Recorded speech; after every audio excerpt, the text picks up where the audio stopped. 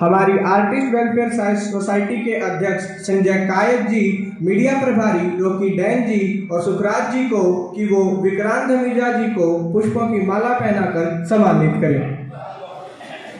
Bouquet देकर उन्हें सम्मानित करें।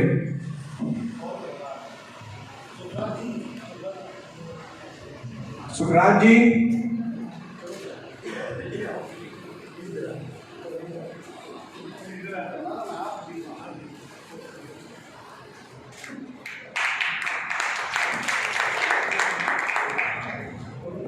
अपने शब्द रखें। विक्रांत धमीजा जी, जोरदार तालियों से इनका स्वागत किया जाए। भारत माता की। इतनी इससे तेज आवाज तो मेरी गुड़िया निकाल लेती। पूरे विश्व में केवल अपना ही देश है जो इस मिट्टी को माँ का दर्जा देता है। आपने कभी नहीं सुना होगा अमेरिका माँ, रशिया माँ, पाकिस्तान माँ। हम इसको माँ का दर्जा देते हैं और अपनी माँ के लिए जयकारा लगाने के लिए कभी किसी को संकोच नहीं करना चाहिए। भारत माता की, भारत माता की।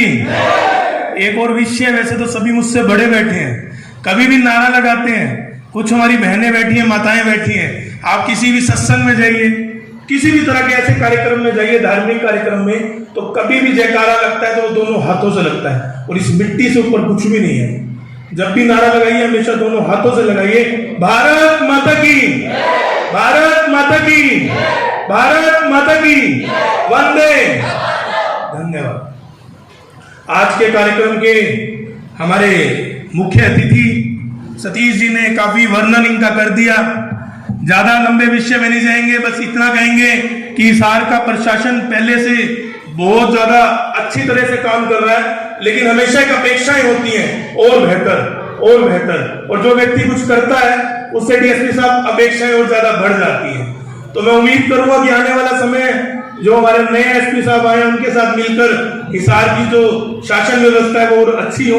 मैं अक्सर बोलता हूं और इसके गवाह हमारे विधायक जी भी हैं। मैं हमेशा कहता था, जब हम लोग सत्ता में नहीं आए थे, 2013-2012 की बातें, मैं कहता था कि ऐसा सिस्टम होना चाहिए कि सुबह सुबह पुलिस व्यवस्था से फोन आए कि भाई साहब आप पूरे दिन आराम कीजिए, रात को आराम से सोइए, किसी प्रकार का कोई दंगा नहीं होगा, कोई चोरी नहीं होगी, कुछ पकड़ा, कोई भी ऐसे कारण नहीं बनेगा कि आपको तकलीफ हो। और दूसरी तरह से डीसी साहब की तरफ से फोन आए कि किसी तरह का कोई भी जाम नहीं लगेगा, किसी तरह की कोई व्यवस्था नहीं बिगड़ेगी। उसे हम असली प्रशासन, उसको असली शासन कहते हैं। और भीमराव जी के बारे में बहुत लोगों ने बहुत कुछ कहा। सबसे ज्यादा मैं आज मेरे बीच में बहुत ऐसे लोग हैं जिनको देखकर मैं बड़ा हुआ हूं। सतीश भाई को एक चीज में करेक्ट करना चाहूंगा, मनोनीत पार्षद is a big name. Mayor के बाद अगर किसी का नाम लिया जाएगा मनोनीत पार्षद, क्योंकि आप वार्ड 20 पूरे टोटल के पार्षद हो, बाकी सभी एक जगह के पार्षद हैं, तो आपको गर्व होना चाहिए। और एक मैसेज आता है राजनीति में, मनोनीत पार्षद सीएम ने बनाए हैं, आप सीएम के व्यक्ति हैं, तो आपको खुश होना चाहिए। कोई आपको अगर पार्षद बोले तो आप कहिए मैं मनोनीत पार्षद। मेरे बड़े भाई हैं, एक और व्यक्ति यहाँ पर बैठे हैं, रामपाल वर्मा जी। कॉलेज के टाइम से लेकर आज तक अगर कुछ शख्स जो, अगर मैं कहूँ मेरे पिता के समान, हमेशा जहां मुझे जरूरत पड़ी ये व्यक्ति हमेशा मेरे साथ रहे।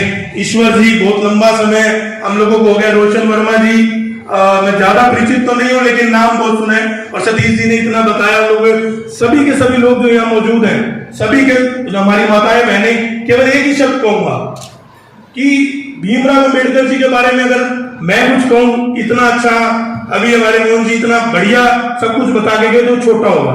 मैं केवल बात करता हूं करंट विषय की। एक शब्द शिक्षा।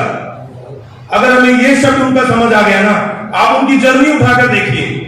उन्हें शुरुआत से जब वो 14वें नंबर में पैदा हुए तो उससे पहले कोई भी उनके परिवार में बहुत ज्यादा कोई पढ़ना लिखना नहीं चाहता था। उन्होंने पढ़ाई के लिए कितने संघर्ष किए, चाहे उसके बीच में सब कुछ आया जो अपन बात करते हैं छुआछूत की। अगर वो स्कूल में जाते ही ना तो विषय वो आते ही ना।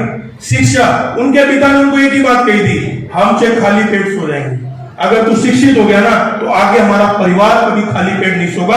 और इस लाइन को हमें समझना होगा, जिस परिवार में अगर कोई भी व्यक्ति हमने शिक्षित कर दिया तो आपने उस व्यक्ति की मदद नहीं की, आपने उसके परिवार, उसकी पूरी की पूरी पीढ़ी की मदद कर दी। अगर असली में अगर इस व्यक्ति को हम सच्ची श्रद्धांजलि देना चाहते हैं, सच में इनका जन्म उत्सव मनाना चाहते हैं, तो वो यही है कि आप अब अप्रैल का समय है, हमारे डीएसपी साहब से भी निवेदन करूंगा और जो लोग मुझसे जुड़े हुए हैं, हम लोग लगातार पोस्ट भी डाल रहे हैं, हमने बहुत से स्कूल्स में भी इसके लिए बात की हुई है कि आप अपने लेवल पे एक बच्चा, जैसे आप अपनी औलाद को पालते हो, किसी एक बच्चा जो अच्छे नंबर ले रहा है, अच्छी जगह पर पढ़ाई करना चाहता है लेकिन उसका पैसा नहीं है, आप उसे पढ़ाइए।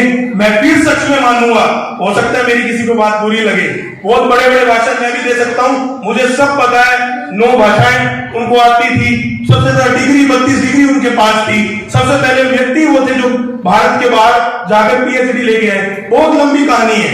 सबसे अच्छी बात यह कि डिग्री की है, लेकिन जिस समय मैं राजनीति में आया था, बहुत से लोग जो अभी मुझसे पुराने परिचित हैं, बहुत कुछ पढ़ी है और सबसे ज्यादा भगत सिंह और भीमराव अम्बेडकर को पढ़ा है, बहुत जानता हूं। लेकिन एक ही चीज हमें समझ आई है, आज हम लोग कहीं भी भारत की बात करते हैं पूरे विश्व में, तो हमें एक ही चीज कही जाती है कि हम विकासशील देश हैं। एक शब्द बार बार आता है कि हम विकासशील देश हैं, वो 2 टके का अमेरिका आज हमें ये डिसाइड करने को कह रहे हैं कि हम भाई इधर जाएंगे उधर जाएं, क्योंकि हम विकासशील देश हैं। केवल एक काम कर दीजिए, बेरोजगारी छोड़िए, बाकी सब चीजें छोड़िए। जब व्यक्ति शिक्षित हो जाता है ना, वो अपने आप कोई ना कोई रास्ता अपने खाने का और अपने परिवार के खाने का ढूंढ ही लेता है, चाहे वो बिजनेस में जाएगा और चाहे वो नौकरी में जाएगा।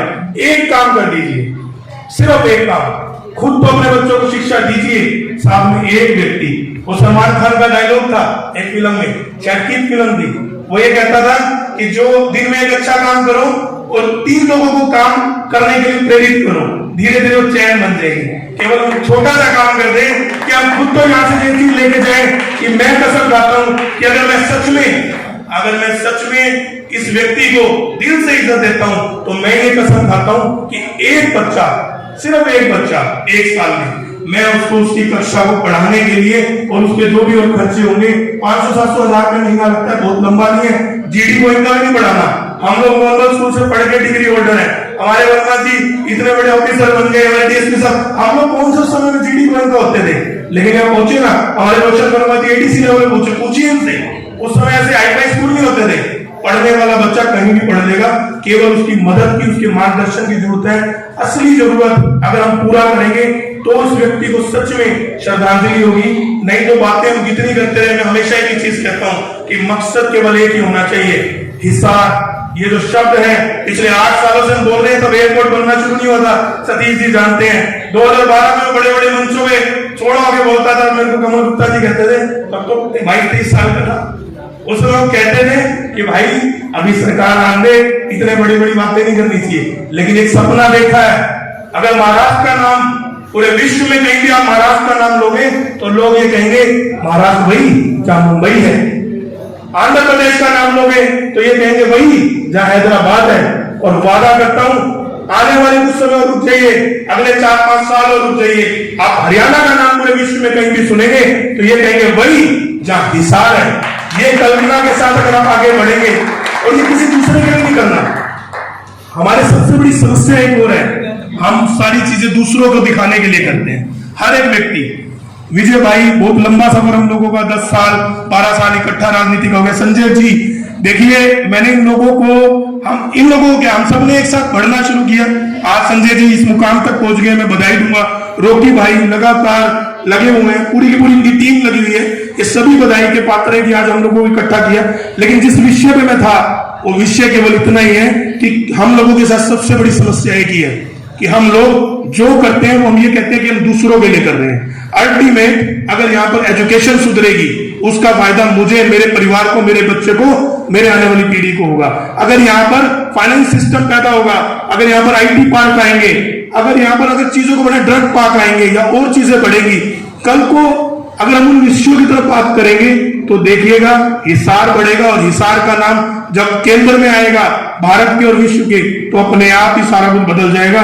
केवल एक रिक्वेस्ट मैं फिर से करूंगा, जो हमारे छोटे छोटे बच्चे हैं, आप पकड़ कर, जो आज भी हमारे झुग्गी झोपड़ी में बैठे हैं, उनके पेरेंट्स पढ़ने नहीं देते, जो काम करती है आपके घर में मेड, उनसे पूछिए, अगर वो अपने बच्चों को नहीं पढ़ा रहे तो आप उन बच्चों को पढ़ाइए। उससे बड़ी श्रद्धांजलि मैं फिर बोल रहा हूं और कोई नहीं हो सकती।